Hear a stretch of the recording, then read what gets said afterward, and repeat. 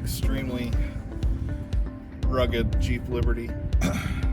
Just want to talk to everyone about what we need to think about having in our car, just in case we got a little whoopsie and we're in the ditch or get stuck in the snow somehow, whatever. Okay, it's a great time to go to Home Depot, get yourself a Tupperware box of some kind.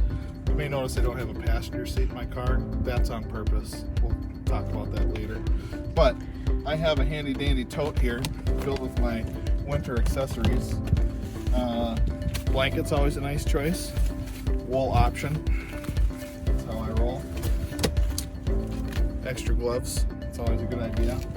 I like to bring water.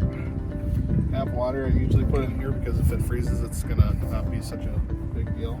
I have a multi-use tool that has a light in it as well. That's always a good option. I have higher quality lights for my use as well. Since my car is extremely rugged, sometimes I need to add certain things to it for it to run, like oil and antifreeze. So I always pack that too. And because I'm a weirdo, I have a tow strap, because you can ask my wife, but I will pull people out of the ditch, which I don't recommend because you're not supposed to. But if you have a tow rope of your own and you're stuck, you can say, hey guy with the big truck, I have a tow rope, would you mind pulling me out? So that's always fun too. So I also have various snacks in my car, including trail mixes and bars.